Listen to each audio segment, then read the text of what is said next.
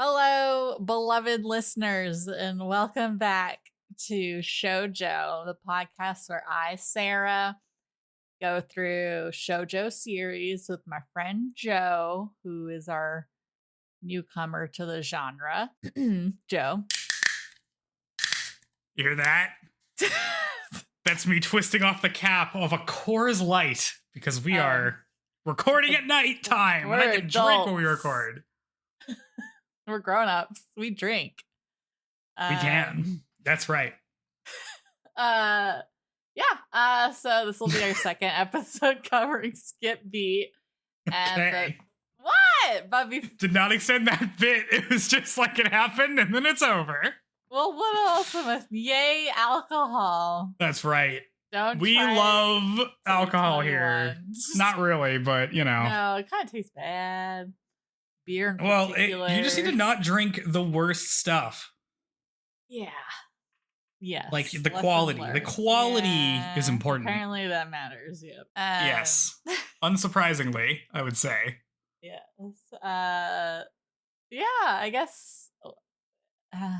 Have you been up to anything? I feel rusty. It's only been like 2 days over our normal duration of time between recordings, but I feel off. You feel off? Like hosting? Is that because you took a nap? I'm weirdo today. I don't know. Yeah. Is that because you took a nap right before this? Because I was ready to record after work, and you're like, "Oh, cool! I'm going to take a nap for 3 hours," and then it's like late now. Yeah. Yeah. Well, I have been doing stuff. I've been doing quite a bit of stuff. Well, I've mostly been watching stuff. I finally finished Scavengers Reign, which I talked about a long time ago. But I never got around to finishing it, and I waited so long that it moved off of HBO and onto Netflix. But then I got Netflix to watch Kimi ni Todoke, so now I can watch it, and I did, and I watched it, and it was really cool. Good. Unsurprisingly, after having watched the first 3 episodes, it remains cool throughout, so that was really good. Nice. I also... What else? I watched something else. Am I going to recommend it? Because we didn't play Baulders Gate 3, so we're not going to have that segment. Yeah. Well, we also debated if that segment's too long. Oh, you just don't like the segment. I see how it is. I didn't say it. You said it. Like, this is too long. We can't do this every time or something. We can't do it every time. Well, we can't do it every time because we don't play every week. So Shut up, we especially can't. And maybe we won't play for a while because somebody is going to be enraptured by a game that's going to come out soon. Yeah, and has already told me in advance that they're not going to play Baldur's Gate 3 with me while they're playing this other game because I guess that takes priority. Yeah. Probably. Oh, I mean, cool. Maybe, I've said it before. Selfish. Been waiting for this game. It's coming out. It takes priority over all other things in life. Cool. Yeah, so I'll still record the podcast though, so you'll have a little bit of Sarah still to look forward to in your week. Okay. Yeah, I know you're devastated because you're super into Baldur's Gate. Oh, let me mute my phone. Oops. But I'm not gonna remember the plot. Well, luckily we haven't gotten that far. There's just weird, gross things in our brain so far, and a cult situation brewing. Okay. Let's see. But I was more tired than normal. I was tired today because I got back from San Diego yesterday because I was at TwitchCon for the weekend for work, and I had to take a very early flight because I had a thing to get back into town for, which was watching Avatar: The Last Airbender being played by orchestra, and they played music from season 1 to season 3 and showed clips and stuff, and it was really cool, goosebump inducing. I definitely cried because of course they put in the part from Tales of Ba Sing Se where Uncle Iroh is singing. Sons. Oh god, I was weeping. The girls next to me were sobbing, and it was fun though. It was cool. Oh man, I know my brother's like embarrassed to be there with me. I think my kid brother. Imagine when the live action show gets to that point. It's probably going to be just as emotionally charged. We'll see. I don't know if he can capture the same charm. No, it's gonna finish be, that. Yeah. Okay, yeah, you're finished it. Okay, I didn't know if you actually got through all of it. I did. Actually, you know what I'm watching? I'm my friends and I are watching the live action One Piece, which is actually it ends up being pretty fun. Like the fight scenes are still bad. It's mostly the Luffy effects are bad, but I think all the fight scenes look pretty bad. Well, you have a much more critical eye than me. I was just like, Zoro's hot, yay. Zoro is hot. I really like. I think the actors are doing a really good job. I really like the guy who plays Luffy. I think he does a good job. Yeah, I think they did a very good job casting. I mean, they freaking reference Baroque. Was it Baroque Works? Like in episode 1 or something. I was like, dang, that does not happen in the anime, but I guess they're just fast paced. Yeah. And I guess I don't know why I brought that up. Oh no. No, it's good. I mean, again, it's one of those things where like all of the cartoony stuff is bad, and all of the people who are supposed to look like cartoon characters look bad. But all of the acting is good. You know, the thing that live action's good at, that part's good. The thing that it's not good at looks bad. Yeah, we nervous. To the surprise of nobody. Chopper, little maybe cute, but Chopper in the other phases is going to be. Oh, I've not gotten to Chopper yet. Well, he's not in season 1. Oh, he's not in it? Okay. I still have 2 episodes left. I've seen like news clips of people saying first look, but it was just like a corner from behind of Chopper. There's no way. It's going to look terrible. I mean, like, you know, in Avatar, Momo looked bad. Appa looked bad. Like, yeah, but that's what I'm saying, right? Because he has like the little cute version and the weird walkie one and the big muscly one. I feel like the middle one is going to be freaky looking. Yeah. So God, I was thinking about the live action Disney remakes of stuff, and those are all bad also. I've only seen Cinderella, which was the first one. I saw it. Absolutely nothing new. So why would I watch it when I could just watch the animated version instead? So I never saw any others. The only one that might be worth your time is The Jungle Book. I watched that one and it was pretty good. Okay. Well, is it all CGI or are there actual real animals that I can? Well, no, I think they're all. Both. I think so. But like they do something different with it, and it's pretty good. Okay. Well, there's that. The rest of the other ones I've seen have been trash and shouldn't have been made. But yeah, TwitchCon was cool. TwitchCon. I would say it was fine. Oh, okay. Well, I mean, right, like the convention center is huge, and I feel like it was a lot of like just photo op stuff. Yeah. I think the panels and stuff were like whatever, you know, like if you're a viewer, I think it's worthwhile. But if you're a content creator that isn't a partner, I don't know how worthwhile it is. Like they had people's faces all over the place, and I was like, I don't know who any of these people are. But it seems like a really weird thing to base a convention on because it's like a platform. Live stream, which is like okay, but like what do these people really have in common? I mean, technically, I guess it's not like there's any other really dedicated content creator geared events. Like they happen to go to events based off games and stuff because that's what they're making content about. But it's not like it's targeted or geared towards them in particular, just consumers of the thing. So I could see.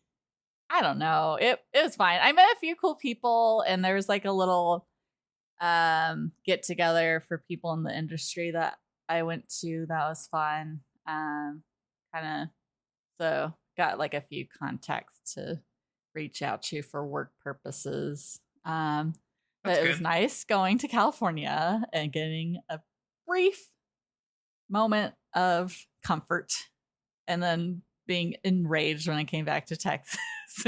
Having to live this life again. Oh man, what a shame. Yeah, If only you could know, escape yeah. somehow. Yes. One day! Too As we bad. say like every week, but one day. One day you'll move somewhere else. Yes, that's right. When I'm like an old lady and it's too cold for me when I'm old, but like it's what I wanted when I was this age. You know, one day you're gonna have to live your life. Yes. Yeah. Instead of suffering through it. Yeah. By living in Texas. Yeah. Well, okay, we can't. We could just I could just You about be to sad go about off?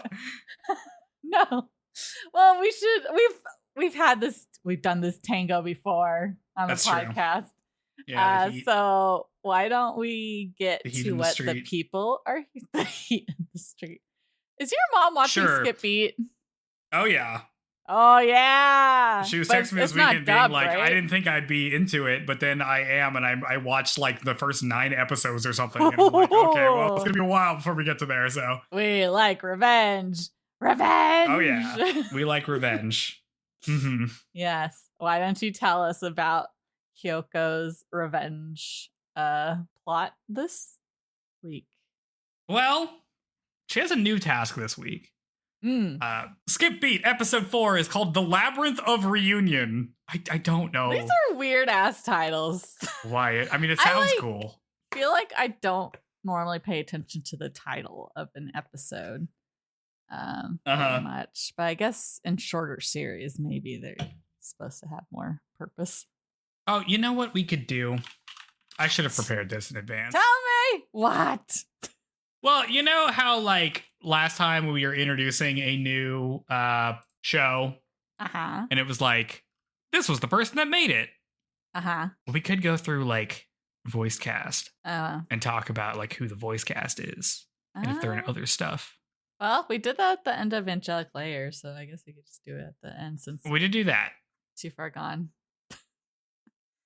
Okay.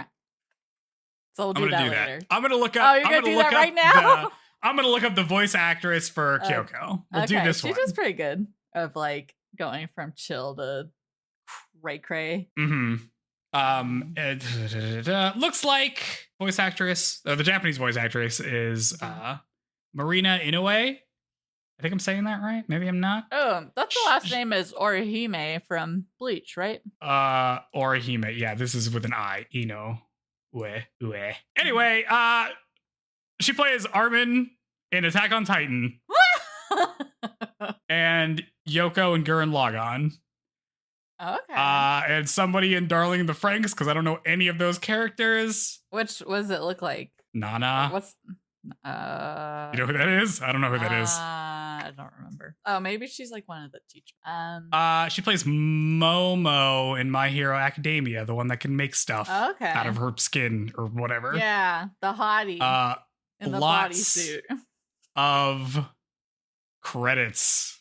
She does a lot of work. I mean, I'm still active. What's like the earliest thing she did? Yeah. Oh, very active. I am scrolling for a long time on her IMDb page. Somebody in Hunter x Hunter. I don't know who that is. But yeah. So in a lot of stuff. Different roles too. Different roles. That's right. So talented lady. Anyway, yeah. I'm not watching the dub. Is anybody watching the dub? Is there a dub? Well, IMDb lists dub characters, but like not in order. Yeah, I mean they say that that she's voiced by Caitlin Glass in that the name dub. Sounds familiar. She played Winry in Full Metal Alchemist Brotherhood. Is there really a dub? It's before they. I didn't think the show was popular enough to get a dub. A lot of side characters and other stuff. She's a side character in the Evangelion Rebuild movie. Side character in Frieren, whose name I don't recognize. Oh, okay. She plays Cammy in Street Fighter 6. She's the voice for that. Okay, according to a Reddit comment 4 years ago, no plans to make the dub streamable. It was funded via Kickstarter and handled independently of larger companies like Funimation or Viz, who have capability of doing fusion. That's wait, they kickstarted a dub? You can do that? Oh wait, hold on. Is this real? Okay, I think I have a link to dubbed. If this is real. Oh man, should we? You can cut this out. Oh my god, you can... it is Winry's voice. All right, you gotta link me this. Send me this link. Okay. This is a good aside to do. Yeah. Listeners, oh my god, if you have not watched that much anime, and you're going to watch along with us, you will start to, especially if you're listening to the dub, you will start to recognize voice actors because they repeat very often because the community is not that large because... Especially at the time that this would have come out.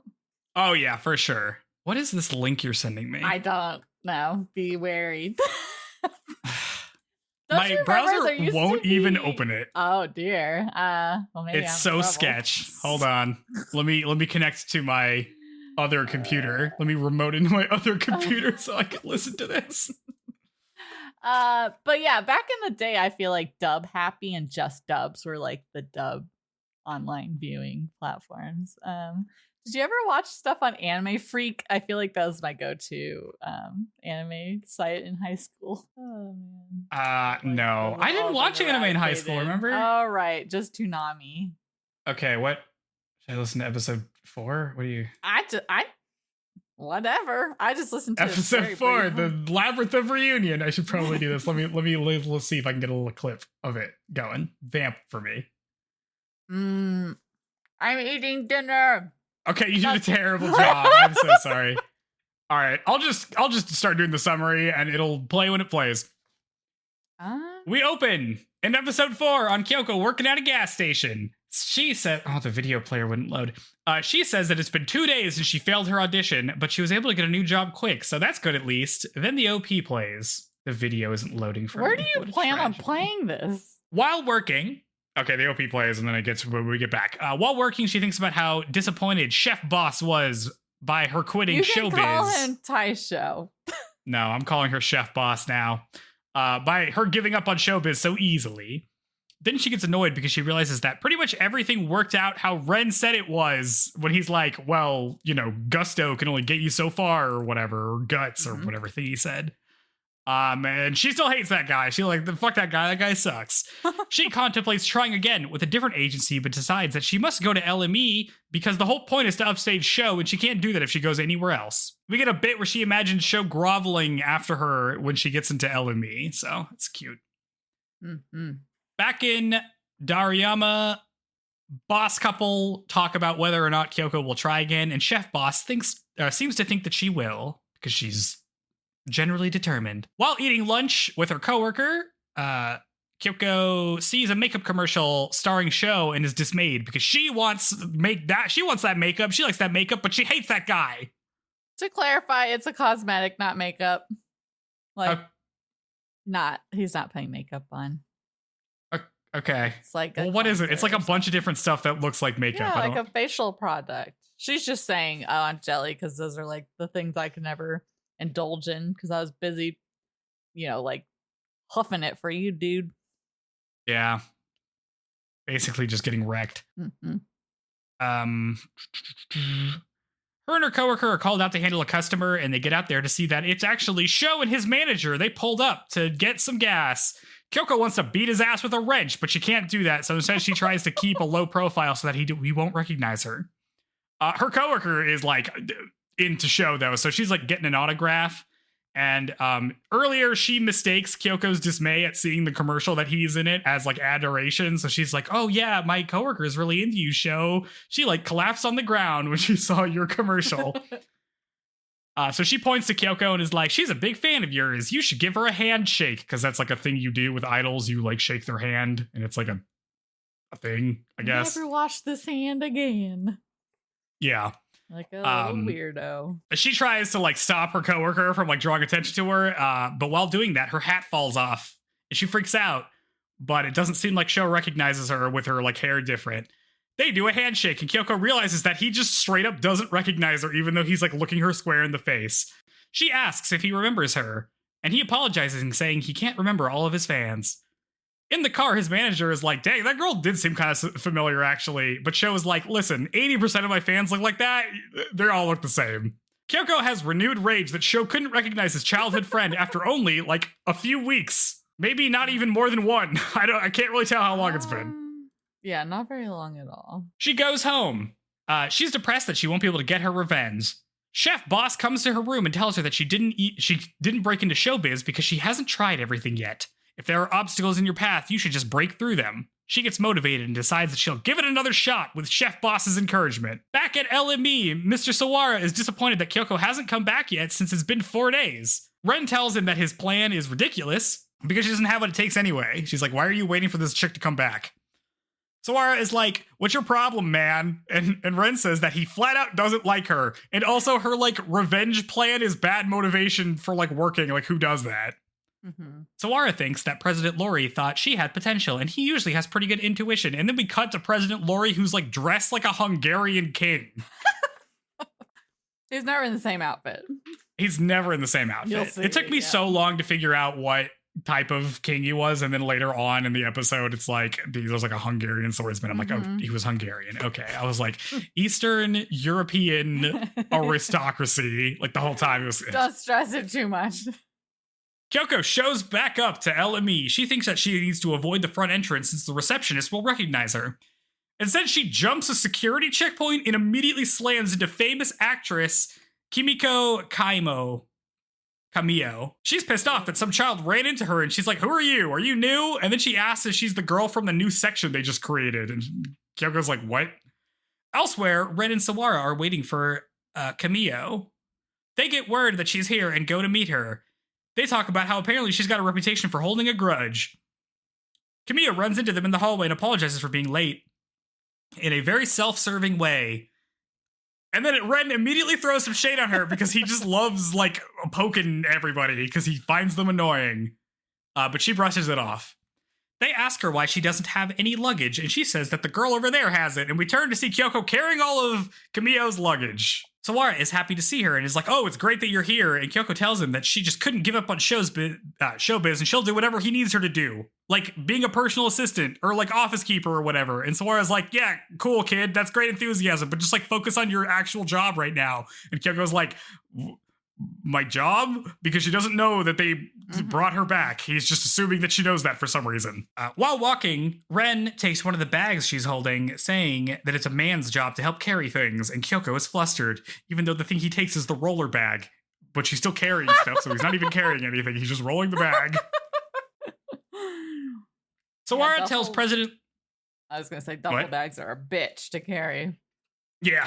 Sawara tells President Lori that Kyoko showed up just now, and Lori says that's perfect because now they can launch the Love Me section. Ren tells Kyoko about the new section as they walk and explains that it's a section where you work to get others to love you. Kyoko thinks that's really stupid and then tells Ren that...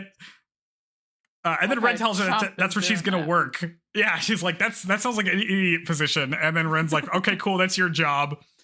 He says that the president made this section for people like her with talent, but are unlovable. Kyoko is horrified.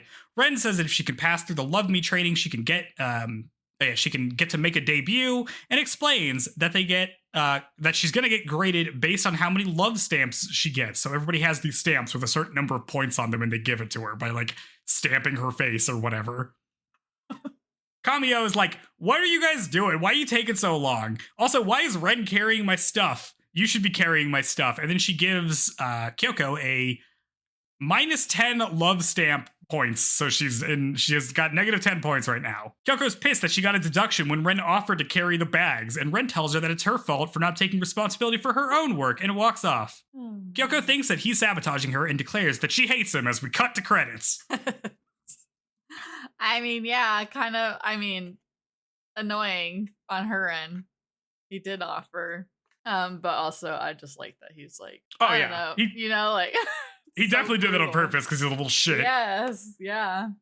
Well, when he says to the ladies, like, if you took half the time doing your makeup to just get here on time, I wouldn't have to wait for you. Or something, basically saying, like, stop. Yeah, this is a thing with Ren. Ren's going to get annoyed with all the people around him for, like, not showing up to things on time, which, like, makes sense. Yep. But that's kind of his thing. To my mom. That's his whole deal, which is pretty good. Mm-hmm. Yeah. So stamps. We'll get into. Should I just go into episode 5, or do you want to talk about this episode? Nah. Take it away. Okay, these are all pretty tightly connected. So episode 5 is called Danger Zone. Wait. Yeah. The Danger Zone. Yeah. Yeah, I was like, how does that start again? Yeah. Top Gun. We love this. This reminds me of Macross Plus. All right.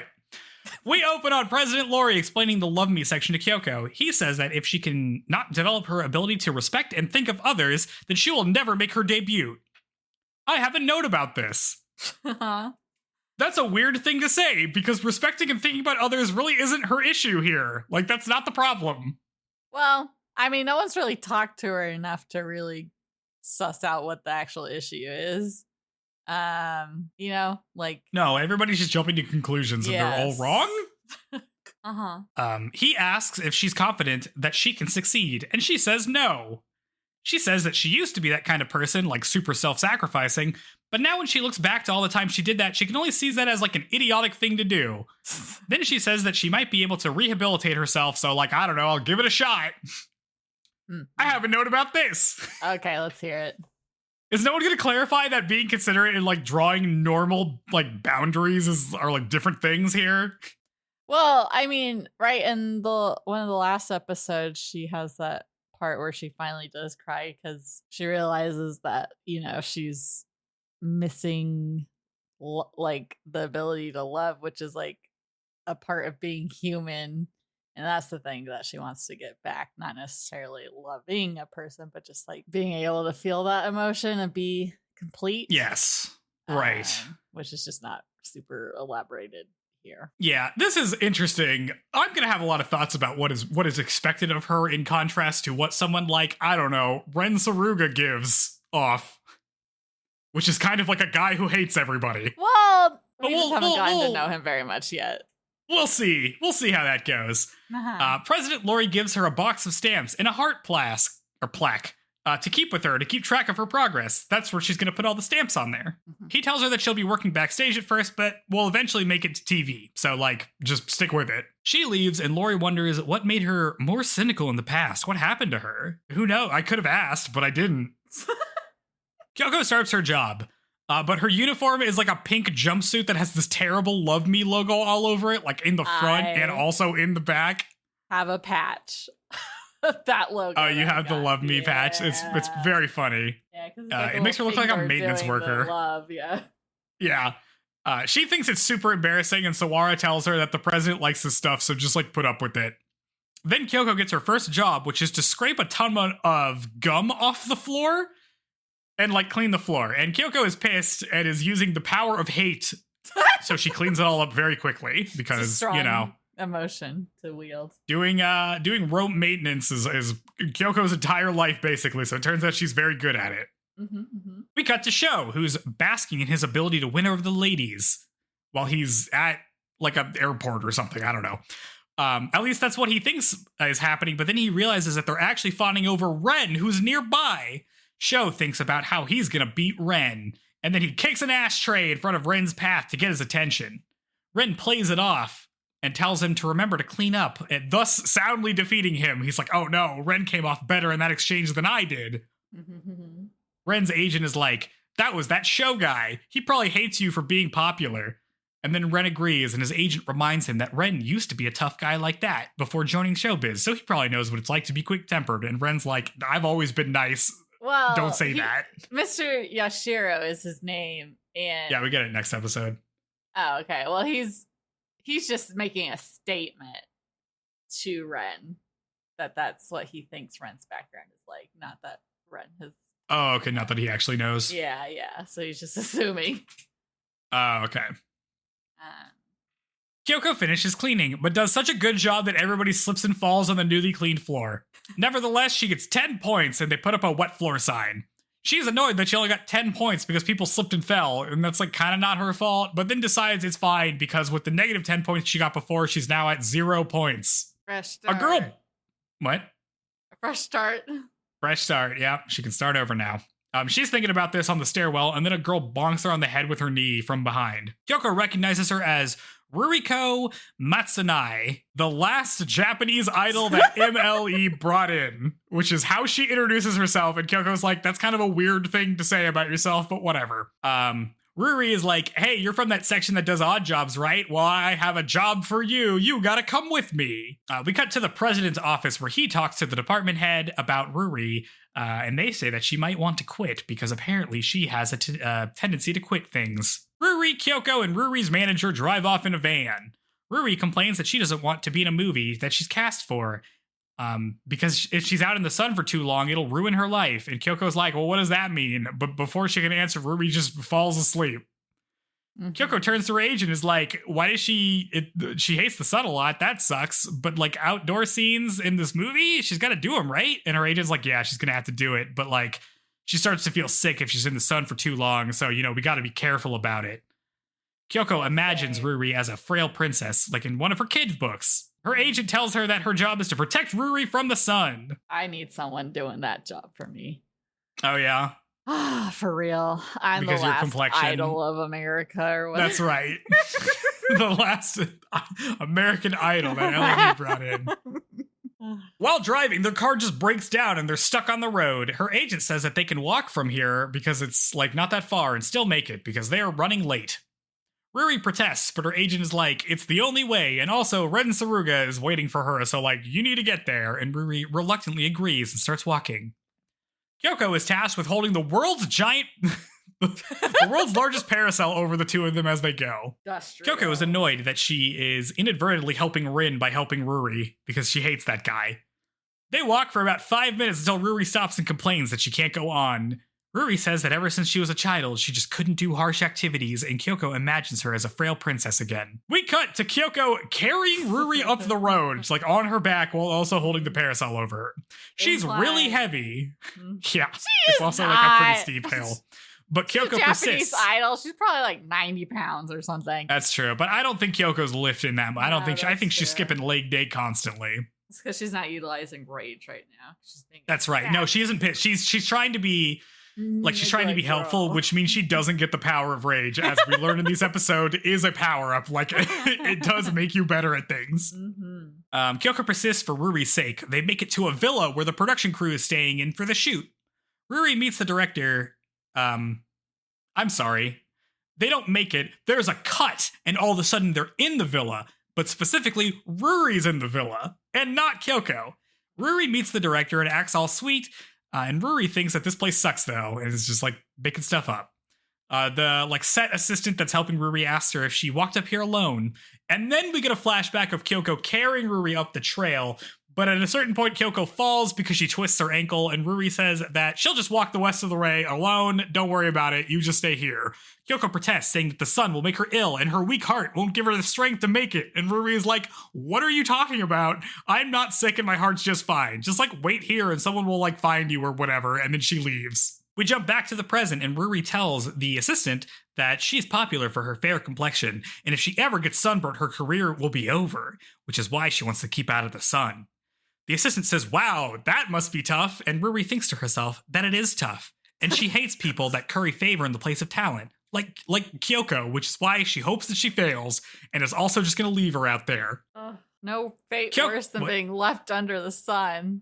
Yeah, Kyoko's just she's left out there. Kyoko is lying face down in the road. She tries to drag herself over to the shade, but she can't make it because she's so exhausted and her leg hurts. She reflects on her feelings to protect Ruri and how she failed.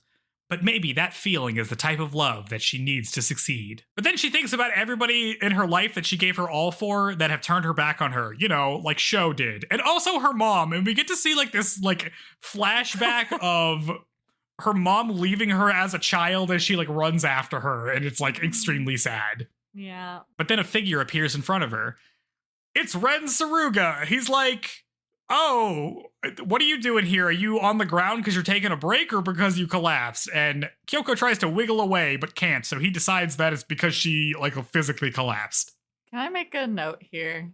Yes. Last episode, I think I tried to correct you even though it was very apparently wrong. But like Saruga is how it's spelled and you say it, but in my mind, like since the age of 14 reading these books, I just call him Saraga in my mind. So it's like been hard to correct that. But that's embarrassing for you. I know. I just read right? the subtitles. Yeah. Oh. You've never gotten on me for pronunciation before. Shush. Anyway, it's just wanted to acknowledge that so people weren't like, oh, wow, she's a dumbass and she doesn't even know it. I'm aware. Yeah. It's all good. Nobody sent you hate mail because we didn't get any mail at all. No, I left a comment to berate myself so people knew I was aware. Nice. Yeah. Let's see. Kyoko asks Ren if Ruri sent him, and he says no. He was just taking a walk and just happened upon her. Ren sees her swollen ankle, and Kyoko wonders why Ruri hasn't sent anybody yet, because, like, she should have made it by now. Ren grabs her ankle and twists it back into place, which is, like, super not the thing you're supposed to do for a twisted ankle, dude. Well, he says it's probably fractured, which, like, yeah, man, you probably fractured it when you did this. Yeah. Like, did she dislocate it? I don't know. It's very interesting that he does this. Then he picks her up, saying that he'll have to carry her back as we cut to credits. Yeah, I mean, I think I ran cross country where people would sprain their ankles all the time. And I don't know. I mean, I did it like once and I was still able to walk on my leg. It just was. I mean, she's going to be able to walk later in the next episode, but yeah. Yeah. But yeah, I don't know. Maybe he's popping it back into place like she dislocated it. It was just very funny for him to like twist it and make a crack, and then he's like, "It's fractured." Ankle? I don't know. Maybe. I feel like you could dislocate anything if you try hard enough. Okay. I guess so. Maybe Joe, the doc. You do have a doc. You are a doctor, right? Yeah, that's right. I have a PhD. So you would know. Let me give you medical advice. Please do. Proceed. So Ruri sucks. Yeah. Freaking brat. Yeah. And we get more of it next episode. Yay. Episode 6 is called Invitation to the Ball. We open on Ruri in makeup, waiting on Ren. Meanwhile, Ren has been carrying Kyoko through the set, because they finally make it back. Kyoko's complaining that she doesn't need his help, and Ren sets her down and is like, fine, I get it, I'll leave you alone, and then he walks off. Ruri sees this and is jealous, and is also pissed off that Ren princess carried her rival, or the chick that she hates, and gave her attention while she's just been sitting here waiting around for him like an idiot. Even though they've all been waiting for her. Even though they've all been waiting for her up to this point. Kyoko gets some first aid from Ren's manager, whose name is Yashiro.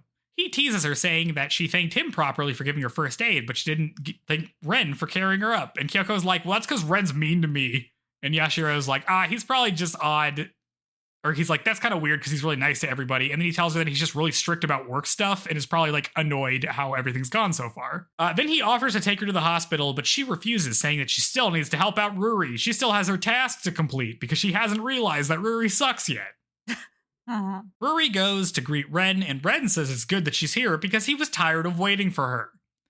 There we go. Ruri storms off, saying that she might have more fans than he does. So, like, where does he get off? Doubt it. There's no way. No way. Delulu. Kyoko finds her and she's like she has like a cane propping herself up on. Or like a crutch. Stick. Yeah, like a crutch, like a walking stick kind of thing. Yeah. Ruri tells her that she hates the love me section because it's just a stupid way for you to curry favor so that you can earn favors instead of like actually earning it with talent and stuff. Kyoko was shocked that she would say this because she was actually like trying to help Ruri, not trying to like curry favors or anything. And then Ruri tells her that her goal was to crush her from the start. So it was always a losing game for you, Kyoko. You know what? When I think about it, she was only trying her hardest because she like made up this narrative in her mind that Ruri was like a little princess. And so if she had been some mundane person, would she just have had zero motivation to help her? So it is kind of self-serving of her own delusions of Ruri. Listen, if my job was to hold a parasol over somebody, they would have to be like a frail, I would have to project that in my mind. Otherwise, I would just be annoyed that they can't hold their own damn parasol like it's hard. You know what I mean? Like, this is not a task anybody should have to do. Okay, I'm just saying if we're like deep diving into why she's having to do all this stuff that goes against, like, because that was why she got scolded for the floor cleaning, is because she did it for her own self-satisfaction rather than the job she was given. I feel like she got scolded for the floor cleaning because she didn't put up the wet floor sign. Well, because she was only thinking about doing it because, they had like a little note saying like type B. So like really enjoys tasks like this to completion and blah, blah, blah. And, like she went above and beyond what she was asked to do because she wanted it to look perfect, not because she was asked to make it that way. Yeah. I don't know. I don't view these as bad things. I don't view like doing a good job for your own personal satisfaction a bad thing. Well, for the show it is. But I guess the show does. Who knows? We'll have to keep watching to find out. Oh, true. I totally don't. Are you like really far away from the mic? Sorry, I am parched. I need some water. Oh. Take it away. Doing a lot of talking, huh? It must be so hard. Shut up! I am dehydrated. I'm just trying to look out for myself, right? We're not against self-satisfaction here. Oh, yeah, right. Okay. Take care of my hydration. Well, hey, what a good time to be looking out for yourself, because at this point, Kyoko gets pissed off at Ruri for sucking, but she suppresses her anger. She turns to Yashiro, and they both pick her up and drag her onto the set, because they're like, listen, you gotta go on set. So they just physically take her there. They bring her back into the room, and the director's like, oh, cool, Ruri, you're back. And we thought you just stormed off, and we were just hanging out, waiting for you to cool off and come back. Kyoko sees Ren mouthing something at her, but can't figure out what he's saying, so he has to say out loud that he said that the turtle girl didn't go to the hospital, which is a reference to him calling her a turtle when he first saw her lying on the ground, because she was, like, on her stomach. She yells at him that she's not a turtle, and she can still kind of walk if she doesn't put all her weight on her ankle. Ruri pushes her down, saying that she's probably faking it to get attention from Ren. And Kyoko is pissed because she doesn't even like Ren. So, like, why is she getting pushed down for this guy she doesn't like? But then she suppresses her anger once again. The director is like, Ruri, what the hell? She's actually hurt. You can't just push people down. And then Ruri runs off again because she is embarrassed and annoyed. Shooting starts. And Kyoko thinks that the fairy tale persona she had built up about Ruri was totally fake. Ren offers her a chair because he's not in this scene, but Kyoko refuses, saying that if Ruri sees them together, she's gonna get annoyed. So, like, I don't know, keep your distance, man.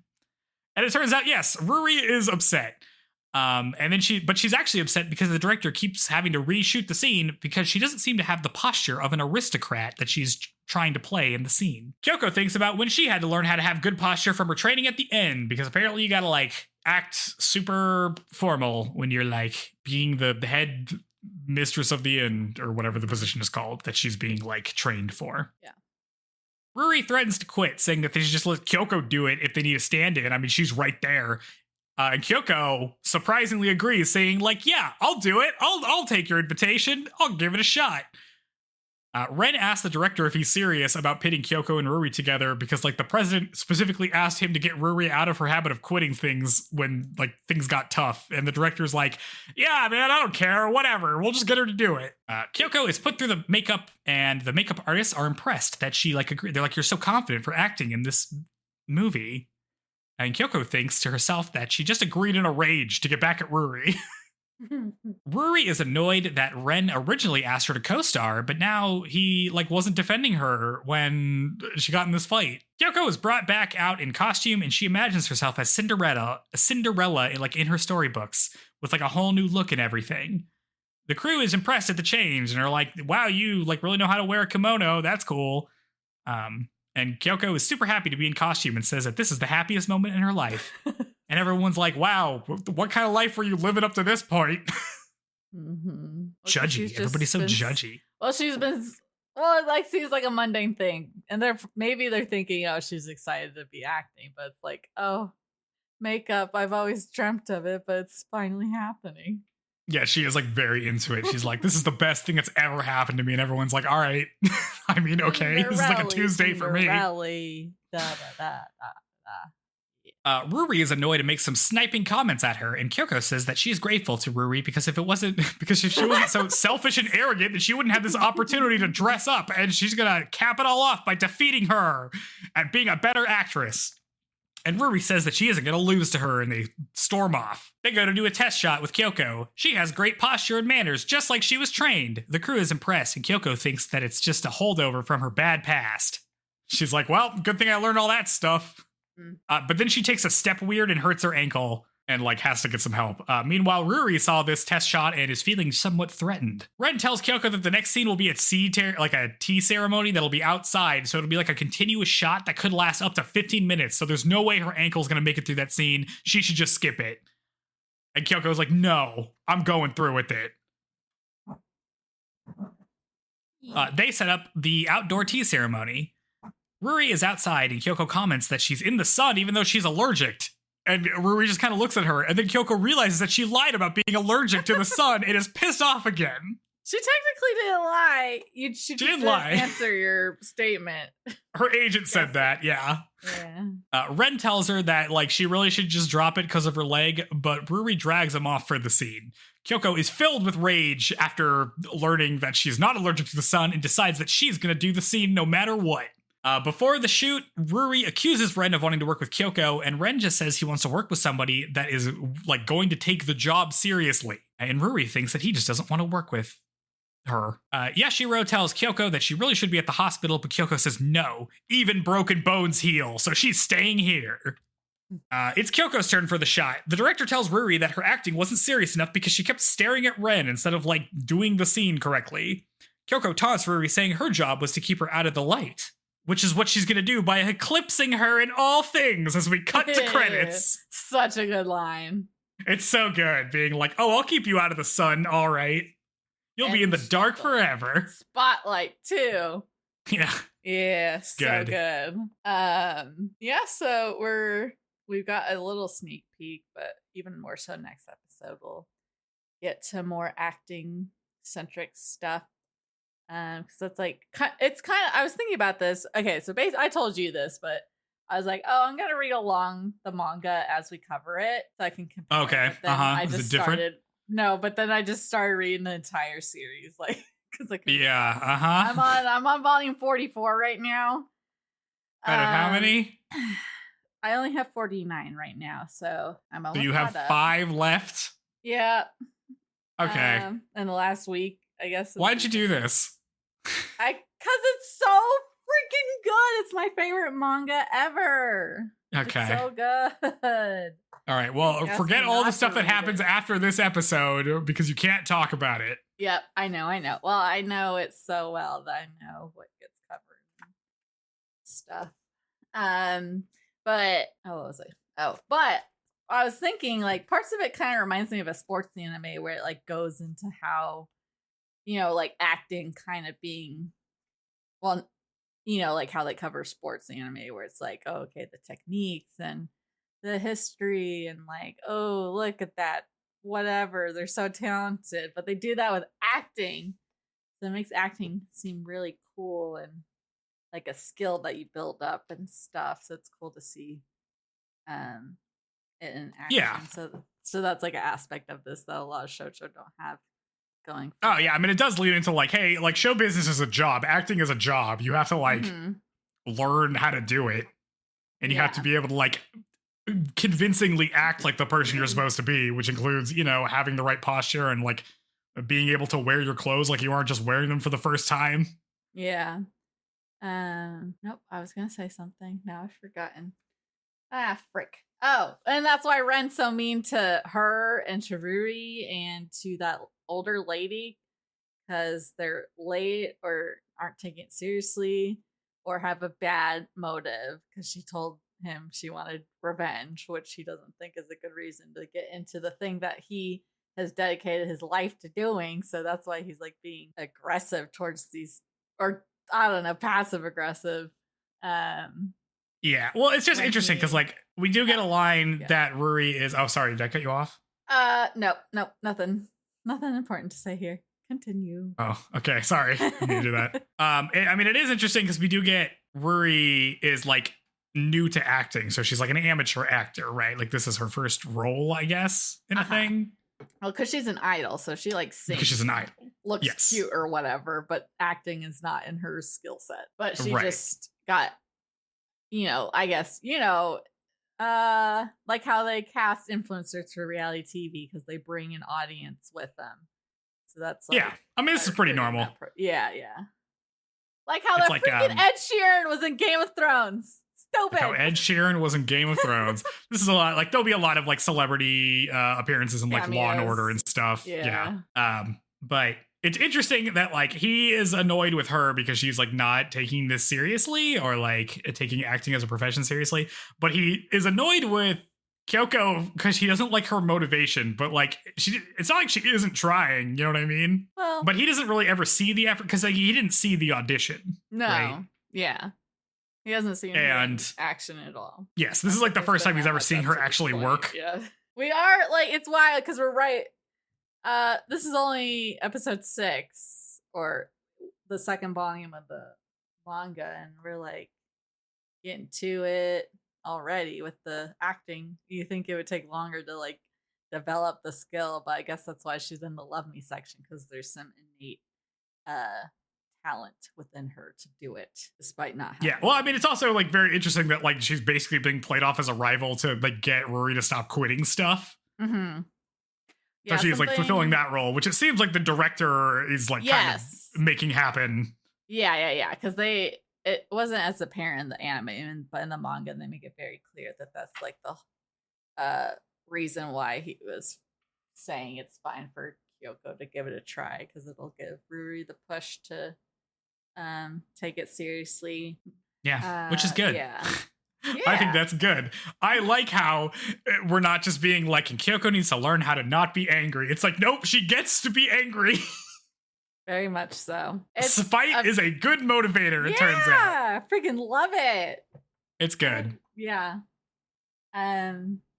Especially because I don't really understand the Love Me section. It just seems like she has to do a bunch of odd jobs and get approval by a bunch of people. Like, I understand how Ruri is like, you're just doing this to curry favor, because that's kind of what it is, even though that's not like the intention of like Kyoko doesn't care about getting favors from these people, but her job is to get favors from people essentially, or like get approval from everybody. I mean, it is something cooked up by the wacko president, so it's like hard to understand something created by him. But you know, like you're supposed to do it. Well, this is very much a thing in Japanese culture, right? Like you don't tip people because if they have a job, they're supposed to do it to the best of their ability as is, and not just because they're trying to, you know, make more, but because it's the job they were given. And I guess I thought you don't tip. like, what? I was saying I thought you didn't tip because they actually like paid their people a fair wage. That too, but also because like if you try to tip, they're offended by it, because you know they shouldn't be getting paid when they already are for a job that it's like a whole thing. But I mean, so maybe it's like cultural thing of like when, because right, like I feel like work life is so important there. Like your career is very. Isn't it also kind of a nightmare? Yeah. Yes. Right. It's harder. You can't. You know, like it does. They don't want you to stick out by having extreme emotions like spite, but maybe that's part of it. But I don't know. You're supposed to. Sounds like work super late hours. I don't know. I don't think like the working conditions in Japan, dude, at least from what I learned, are not that good. Yeah. Okay, going through the manga is like, my God. And I think when I was in Japan, maybe I noticed this because me and my sister were like in Shibuya at 10, and like everything was closed, and we were like, what the hell? It's 10 in the morning. Like, but I think they stay up very late there, because in this manga, like people are getting phone calls at like 11 at night, and I'm like, who are you calling that? Isn't like a family member that late at night? But so I guess maybe it's just like people stay up much later there than they do here. I know. Anyways, that's crazy. I feel like if I was at work when the sun went down, I would lose my shit. Like if I did that every day. Yeah, I had classes that were 3 hours long in college, and sometimes I wouldn't get out of class until 8:50 at night. Oh, so that was bad. Yeah. But yeah. So who's your favorite character so far? I mean, it's Kyoko, because she just gets mad at everything and is like, is fueled by anger and spite. Mm-hmm. She's like, I was trying to help you, Ruri, but you're like super mean to me for no reason. So like, I'm gonna ruin your whole life. Fuck you. She just get a poster of her to put on her wall. Oh yeah, she should have like a whole collage of her grudges. Yeah. So, I guess what are you thinking so far? It's certainly different than our previous shows, right? As far as I mean, I think it's good. Like, I'm not so sure about the president's plan, like if this is a thing she really needs to learn or not. I do like how it's being inverted by like it's embarrassing. The thing she's doing is just making her angrier. You know what I mean? It's just like her interactions are just making her more spiteful. Because it seems like the thing like they're really getting at, especially the thing that like Ren cares about, like her determination to do stuff. Mm-hmm. This is not a problem she has. You know what I mean? Like, she is determined to do stuff. This is not like a lesson she needs to learn. She just needs to like show him that. You know what I mean?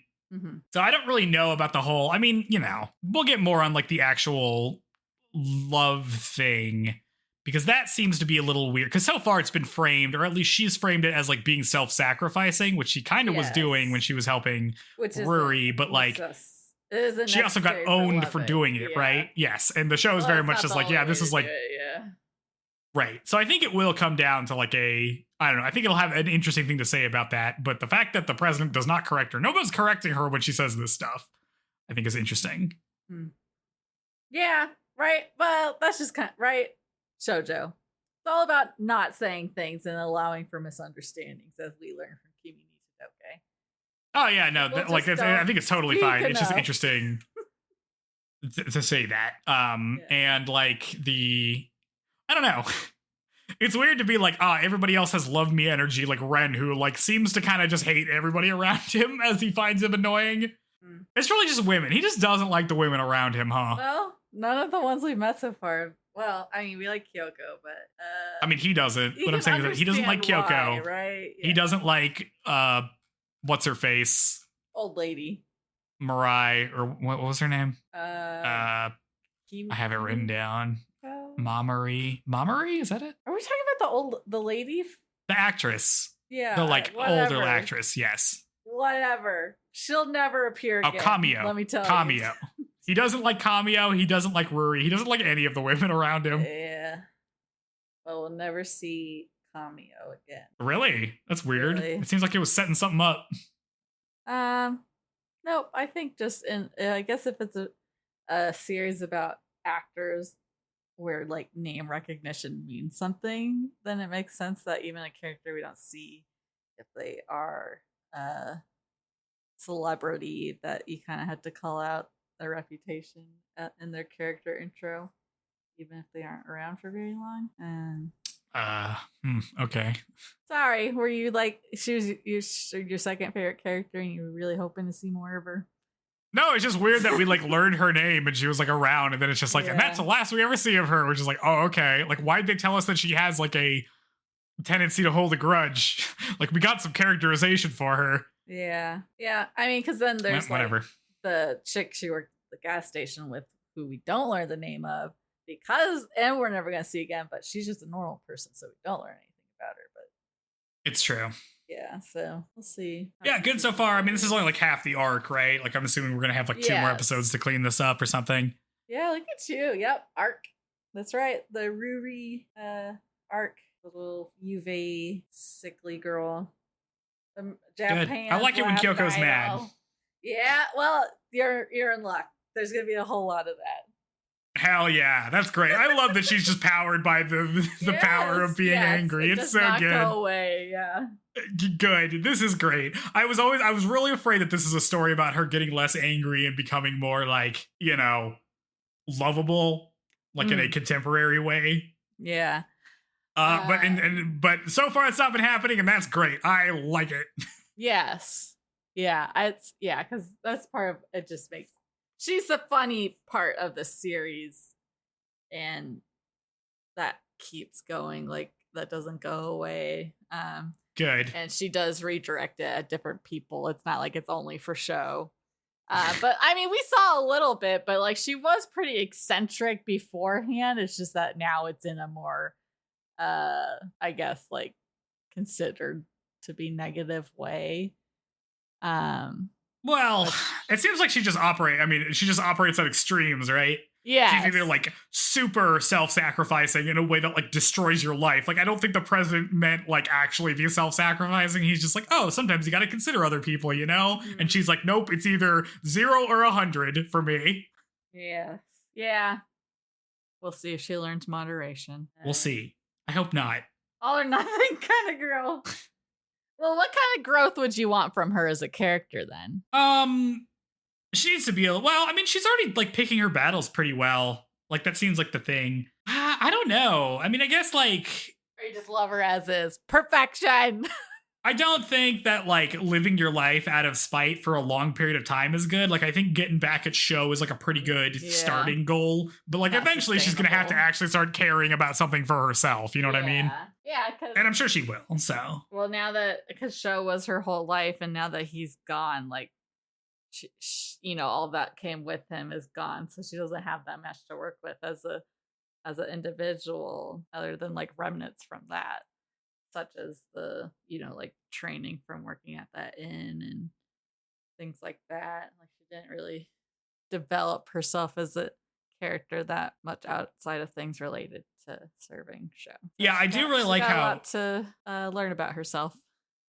Yeah, I mean, I do really like how so far, like, all of her actual talent is based on stuff that she's just, like, had to learn from, like, working different jobs. Like, the creating the, like, rose thing from the daikon, and also, like, being able to have good, like, posture and, like, carry herself from the training she got at the end. Like, I do like the fact that it's like, oh, by my experience doing all these different odd jobs makes me good at this thing. Mm-hmm. Yeah. I like that a lot. That's fun. Yeah. Yep. Did you ever do theater or anything in school? No. Yeah. I don't have any like knowledge of acting or show business as far as like the skills necessary. But yeah. I mean, I think it's pretty hard. Like they probably get like this role is probably like not that involved because it was given to a amateur, like a new actor, you know what I mean? Like they usually like plan roles around that stuff. So like it probably very heavily features minor, like Ren and like all those other people, as opposed to her, who's just like probably on camera a lot, but doesn't have like a lot of lines or like difficult things to execute particularly. Yeah. That's my guess. Based off of my experience of the show business is movies about movies. Which like they wouldn't lie to me. That's right. Yeah, because like, well, the show will kind of explore this later, but like I feel like nepotism is a thing we're more aware of now, and like how much that weighs out like actual talent and stuff like that. Yeah, I remember reading about what's her face? The chick in Euphoria. Zendaya? No, the other one. Oh. Sydney Sweeney, that one. Oh, yeah. She had that whole thing where she's basically like, I have to keep working basically all the time because like I have to support like the 3 people on my staff or whatever, and I can't like take long vacations or anything because I have to keep earning money because I'm the only part of the business of like the people that earn money, unlike everybody else in Hollywood who are like nepo babies or have like like built-in family wealth system, that can just like stop working for like 6 months or something. Because she's just her family, she's just a regular person otherwise. Yeah. You know what I mean? That makes sense. And like she had a whole thing about that. And like you look at how many like famous actors and stuff are from like families or dynasties in Hollywood or whatever. And it's like a huge amount, which like totally makes sense. Cause it's like, I guess you wouldn't be able to like pay your agent if you went on vacation because you're not earning money and your money has to cover you and your agent because you pay them or like, your secretary or whatever. Yeah, and that sucks. Paid the industry sucks. Yeah, so it would seem. Oh, did you watch that show? No, I've never seen it. Sydney Sweeney is hot. I would say she's my female celebrity crush if I had one. I don't think I've seen anything she's in. She was in that White Lotus show. I didn't see that either. I've heard good things about. She was in some romance movie recently, but. Like, she's really pretty, although I don't know that I like her voice that much, but she sure is nice to look at, I guess. Oh, cool. Dear. Yeah. One day I'll probably look at her, but I haven't watched anything with her in it yet, so. Yeah. She was in that terrible Madam, what was that Spider-Woman movie? Madam Web? I didn't see that. I've heard bad things, but she was in that. Oh. So she I guess she has been in a lot of stuff, so I guess that makes sense. You just assume that if someone's like a hot commodity, they're just being cast for everything, and that's why you see them a lot. But I guess it's true that some Well, and she's in bigger things, so she must be successful to be in. Yeah, well, there's probably stuff in like production that she's in, you know what I mean? Like, because she got popular like a couple years ago, which means there's like a lag between when stuff comes that's out. That's true. Yeah. But yeah. Okay. So, that's Skip Beat episodes 4 through 6. We're excited for the ending of this arc and what's to come after that.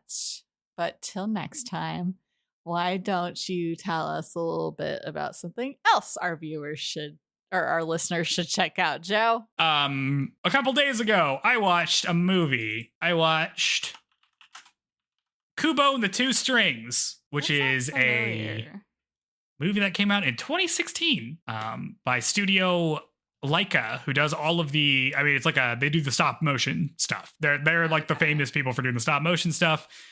This is also a stop motion thing. It's incredibly cool. They also did stuff like they did Box Trolls, they did Coraline, they did the other one, Paranorman. So any of those kind of things is like their thing. And it's all stop motion stuff. Kubo is very cool. It's basically just like a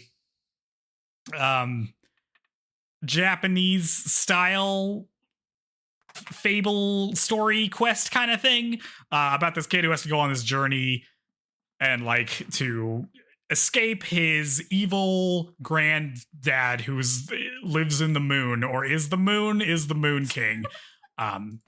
And you know, it's like pretty straightforward, like fantasy kind of thing. But the animation looks incredible because it's all like stop motion models and stuff. It looks awesome. It's so cool. Every scene, I was just like, how did they make this? I was reading the Wikipedia page, and apparently they made there's like a point where they fight a big skeleton, and apparently it was 16 feet and weighed 400 pounds. And is the largest stop motion puppet ever. So that's awesome. They have a big fight with it. It looks really cool. It's super awesome. The whole time I'm just like, how'd they make this shot? This camera angle's cool. So like the craft is incredible. And also it's like a pretty fun, like, you know, family movie. It's cute. Nice. Kubo and the Two Strings? Yep. Cool. Yeah, that name sounds familiar. I haven't watched it, but there must have been good advertising for it or something. Okay, well, I am gonna recommend a web comic. Trying to think of which one I'm gonna recommend. I guess I will recommend a web comic called Golden Hour. It's kind of like it's only started coming out like okay, I guess it's been out for about a year now, but kind of slower releases, but really nice artwork. But basically, it's about this chick who has a golden retriever named Simba, and he's freaking cute ass dog. Like, they make him look like such a little doofus. But she's got this dog, and she's dating this guy who doesn't really seem to like the dog. And so that's kind of been like a point of tension in the relationship. And the dog ends up like getting lost, and this random guy kind of encounters it. This dude who's pretty just like jaded and too busy, but the dog, you know, gives him the cute eyes. So he's like, oh, okay, fine. Come with me. I'll try to find your owner, whatever. And at the same time, the gal has been like putting flyers and stuff up because she's like freaking out, and the boyfriend's kind of like, oh, too bad, you know, whatever. Not really helping look for the dog. And the guy who found the dog sees one of these flyers and calls the number, which is her phone number, but she's away, and her boyfriend picks up the phone. And when the guy's like, hey, I think I found your dog, whatever, the boyfriend just like is like, wrong number, and ends the call because he doesn't want that dog to come back.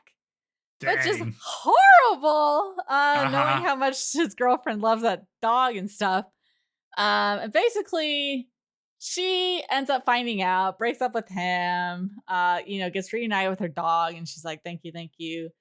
And basically she's like, I need a new roommate, want to move in, which is insane. Don't ask a stranger to move in with you guys, but kind of just like it. There's only like 28 chapters out so far, but yeah, kind of a slow burn, but gorgeous art and cute ass dog. Because the artist has a golden retriever that she's based the dog off of. And, but yeah, so far charming, pretty. Yeah. So Golden Hour is my recommendation this week.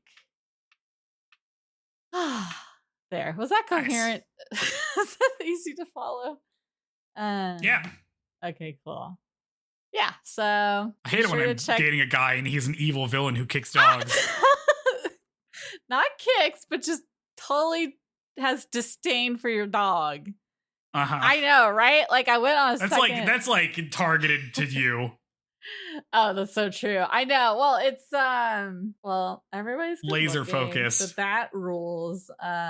Cute dog. Yeah, I don't know. I mean, we don't get to see enough doggies. No. If only there was a place we could see dogs or pictures of dogs. The dog if park. Only. Internet. Won't somebody create some sort of apparatus or platform in which we could view videos and pictures of dogs? Yeah. I think we're in luck, Joe, and I know how much you really want a dog and should get a dog and pets me rule. Living on the 4th floor of a building. Yeah. Oh, just get a little one and have it piss on a piece of grass pad on your patio or whatever. I don't think I'm gonna do that, but I love the energy. Hey, make it work moment. Or get a guinea pig or something. A guinea pig? You could put cute hats on it. And then when you open your fridge and it hears any kind of plastic bag crinkle, it's going to like squeal thinking you're bringing it veggies. And it's so cute. I don't know. Okay. I'm trying to think of what kind of pet person you are, but... What kind of pet energy I gave off? Yeah. A turtle or a chameleon. Wow. Maybe. Okay, cool. A chameleon. A chameleon. Why is that? Because I blend in? No. Okay, well, can't win them all, I guess. Cool little guys. They just chill and you chill. I'm just a little guy. No, but I don't know. I don't know. You're so interesting. You need an interesting pet. Mm-hmm. Now you're into hissing roach pets. That's a thing. People have those. I don't know what that is. What is that? Like hissing cockroach. Oh, hissing. People like raise them. Disgusting. Yeah. Maybe a tarantula. You can be into a tarantula, maybe. Okay. Anyways, chime in, listeners, with what pet you think Joe should have. And let me know what kind of pet I should have, or I guess like morph into. Wait, be your own pet? If I like get turned into an animal. Oh. Like it's a sitcom moment or something. Like I'm in like a family movie that they don't make anymore, where I get transformed into a pet and I have to like a magpie, just like I had to do like a brother bear bird or something. You know, I got to do one of those, and Phil Collins will sing a song, and I'll have to take care of some child. Music for that movie? For Brother Bear, yeah. Yeah. Oh, I didn't. Are you saying boo? You don't like him? No. I said, I didn't realize he was in. It's that. No, he's good. He's freaking crushed it, Tarzan. Yep. Like, amazing. Man, that dude's been through enough, man. For Phil Collins. Is that who I'm thinking? Is that the right person? No, who does yeah, that was in Tarzan. In the Night. Or with In the Night? Or whatever that drum solo, like In the Air Tonight? Yeah. Okay. Phil Collins? Yeah. Yes. Yeah. Apparently, yeah. Okay. Well, he has a tragic backstory, but okay. I don't know that much of a trivia about people. We hope you're doing good, Phil Collins, if you're listening. I hope you're enjoying this extremely niche content we have brought you. Because you're definitely a listener. We know this. Yes, that's Feel free to write in or leave a comment if you're Phil Collins. Yeah. Saying hi, I'm Phil Collins. And I like skip beat. There you go. Hey, you never know. You never know. But anyways, for those listeners who aren't Phil Collins or are, why don't you tell them what they should do for us? You should leave a comment saying, I'm not Phil Collins, but I like skip beat. 5 stars. Rate us 5 stars on your podcast platform. And leave a comment if you can leave a comment, which it sounds like you can now. Yeah. All the time. Yeah. So you have no excuse not to. This is important because if you do this, we will gain ranks on leaderboards, and that will allow me to crush my arch nemesis, who I hate, who will remain unnamed, because we, like Kyoko, are driven by spite.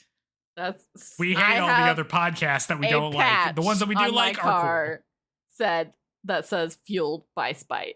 For real. So, next to my love me logo. So perfect. Wow. That's right. Yes. Because we need to defeat everybody else. Listen, there are podcasts that don't even run anymore that are ahead of us in the rankings. And that's sad. It's like we're getting beat up by a zombie corpse, you know? Yeah. That can't happen. Look at us. We're cranking it out every single week. Except for the weeks we don't. Well, but we don't talk about very those often. It was a dark time in the long history of shoujo. I get a feeling whenever that Dragon Age game comes out, it's going to be like, oh man, I couldn't get around to editing the episode. No, that's not true. I've made it much easier on myself. / I could always be like, Joe. Yeah, you finally took my advice. You finally didn't take several hours to edit every episode. Yeah, now it takes like an hour. Yeah, you just got to listen to it once. Yes. But yeah, so I'll probably only just be talking about Dragon Age though for however long that takes while we record. So that's what I'll be up to from October 31st to hopefully at least a month, if not longer. We'll see if I replay it immediately upon completion. TBD. Great. But everybody look forward to that. Everybody look forward to learning about Dragon Age. Veilguard. We'll see. Am I actually going to romance Lucanus? He's so hot. Surely he's the one I'll go for, but who knows? They've made the side characters pansexual, so everyone's an option for me no matter what I play as. So maybe I'll get swept off my feet by the cute elf gal or like the cool detective lady. TBD. But until then. Oh, hey, guess who Marina Inoue also voices? Who? The female protagonist in Persona 3 Portable. Oh, the Japanese version. I haven't heard. Yes, this is the Japanese. I've only played the English version, which is Laura Bailey, but cool. Okay. Freaking love Laura Bailey. Yeah. Anyway. Until then. Oh, wait, you got a new one? I was going to say season 3 of Vox Machina comes out in like a week or 2. I'm excited for that. So I'll talk about that before Dragon Age. Like maybe I'll watch show it that you couldn't get into or were forced to watch. Who knows? Maybe if I just watched more episodes and powered through it, I'd get into it. Yeah, you saw the cool art I got from TwitchCon of all those characters. It did look cool. That was cool. Yeah. I've already hung up all my new stuff. So freaking on it. Okay. All right. Anyways, thanks for listening, everybody. And we'll talk to you next week. Next time, episodes 7 through 9. Bye. Bye.